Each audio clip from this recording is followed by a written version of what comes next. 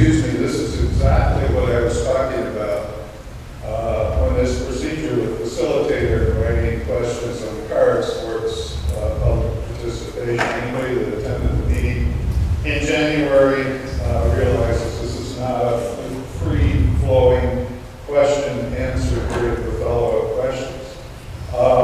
I didn't fill out a card. I asked the question if we had to fill out a card. You said no. So I've got, I guess, maybe a short comment and then a couple of questions.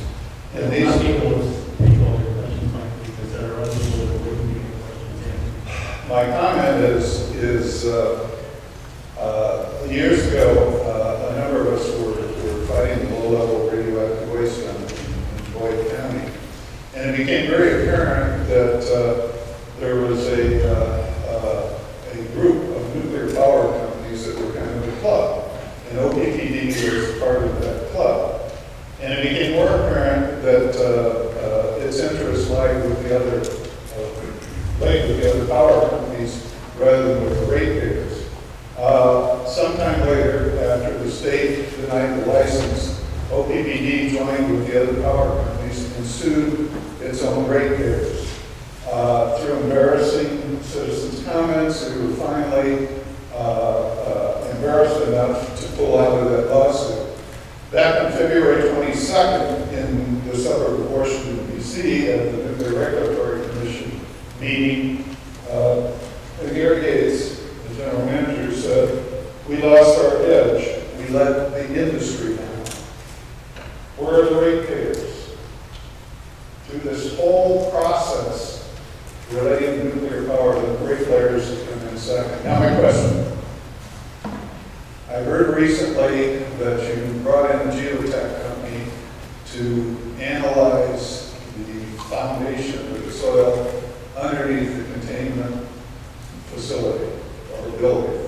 My understanding is that you weren't satisfied with that report, and so you hired another geotech company with remediation experience to come in and do a second analysis. What I'd like to know is, why didn't you like the first one? Has the second one come in? What have they found out? And why did you bring in the second one? We need to get to a question. That's the question. Let's take that one. All right. Second. That's the question. Second point. There's miles of pipe out behind the building, very tight. I'm hearing from nuclear experts. See, this is exactly what. Let's take that question that you asked. As I understand the question is, why we brought in an independent? Why did you feel that you needed a second geotech firm? What problem did you have with the first one? What problem did you have with their findings? Has the second one come in? Have they released the findings to you? And what were they? Thank you for the question, Mike. And after that question gets answered, we'll go to Mr. Corbett. The report is done, and the report, there were no issues. So just to make sure, we want to bring in somebody independent, somebody who was involved with the original analysis, to make sure that there was no other issues. That's the first report found nothing. And so we want to make sure that there's nothing else in there. Why didn't you have confidence in that first firm? Not to say we didn't have confidence in the first one. My understanding was you brought the second one in because you were looking for a more experienced firm, one that was experienced. Mike, we really need to move on to the See, next. this is, we need to do follow-up questions, folks. We can't let these people get by with a surface type short answers. Mr. Corbett, you have a question? Excellent, Alan. And I'll say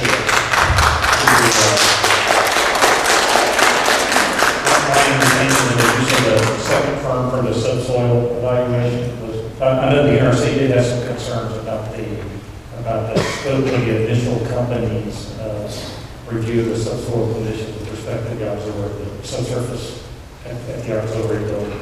I don't believe that was included in the first firm's study. And that was in part why the second firm was brought in to continue that evaluation underneath the auxiliary building. I know we have our own technical experts, hydrologists, and soils experts that still have outstanding questions with respect to the subsoil evaluation.